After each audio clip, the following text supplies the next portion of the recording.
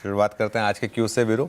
आज का सबसे बड़ा क्यू वीरू, बहुत इंटरेस्टिंग वो ग्राफिक्स बनाए थे वैसे प्रोड्यूसर साहब ने हमारे, वो जो फ़ोन कॉल थी प्राइम मिनिस्टर मोदी और डोनाल्ड ट्रंप के बीच में।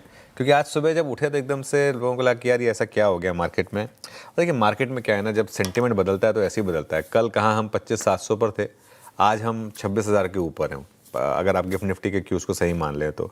और मोदी और ट्रंप ने जो भारत यूएस की स्ट्रेटेजिक पार्टनरशिप है उसकी बात की वीरू, कई अहम मुद्दों पर सहयोग तेज करने की बात की। Business, critical tech, energy, defence, security, दोनों नेताओं ने यह भी कहा कि अब हम टच में रहेंगे। पिछली बार भी ऐसे यही हुआ था और उसके बाद था कि अब हम थोड़ा सा टच में रहेंगे। कहीं ना कहीं मुझे लग रहा है कहीं ना कहीं बहुत लोगों का ये मानना है और सही भी है ये कि जो डोनाल्ड ट्रंप का सेकंड टर्म रहा है compare to his first term हमारे लिए काफ़ी बेकार रहा है वो, और काफ़ी दूरियां बढ़ी हैं बिटवीन यूएस एंड इंडिया। लेकिन कहीं ना कहीं वो शायद अगर खाई जो है उसको पाटने की कोशिश की जा रही है तो वो एक अच्छी बात होगी। और उसके अलावा प्राइम मिनिस्टर मोदी की भी स्टेटमेंट्स आई हैं, उन्होंने ये कहा है कि अच्छी बातचीत हुई, दोनों देश आगे मिलकर काम करेंगे। सर्जियो गोर जो बेसिकली एम्बेसडर हैं उनकी भी स्टेटमेंट है, उन्होंने ये कहा है कि दोनों नेताओं में बहुत अच्छी दोस्ती है, दोनों नेताओं के बीच में अच्छी बातचीत हुई। और पीएम मोदी ने यूक्रेन शांति पर भी समर्थन का भरोसा दिया। तो कहीं ना कहीं मार्केट को लग रहा था, देखिए वैसे भी वो जो पैनल आया था यूएस का वो तो कल बातचीत पूरी हो गई। अब हमने बात तो की थी कि कल की कल ट्रेड डील नहीं आएगी, लेकिन एक सेंस बन रही है, कल हमारी बात हो रही थी, कल मैं लक्ष्मण जी से ही बात कर रहा था, एक सेंस बन रही है कि हम ट्रेड डील के काफ़ी करीब हैं।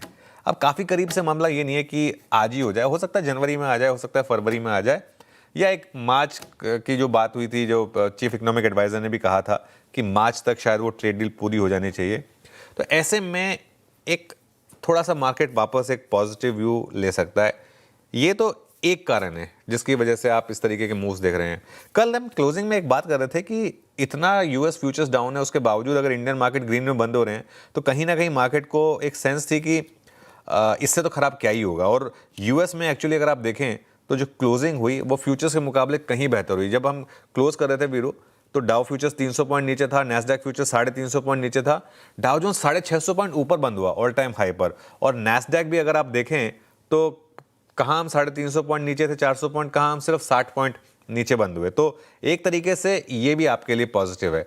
हमारी मार्केट में अगर आप नेगेटिव क्यों देखेंगे तो अब मोर और लेस सॉर्ट ऑफ एक नेगेटिव क्यों बचा है, वह है डॉलर के मुकाबले रुपी, वो काफ़ी कमज़ोर रहा है। और अभी भी देखें आप, कल भी डॉलर रुपी काफ़ी वीक था despite strength in equity market. Almost 90 तक पहुंच चुके हैं हम, 90-50 तक ऑलमोस्ट पहुंच चुके हैं डॉलर के मुकाबले रुपए का भाव। ये थोड़ी सी दिक्कत है।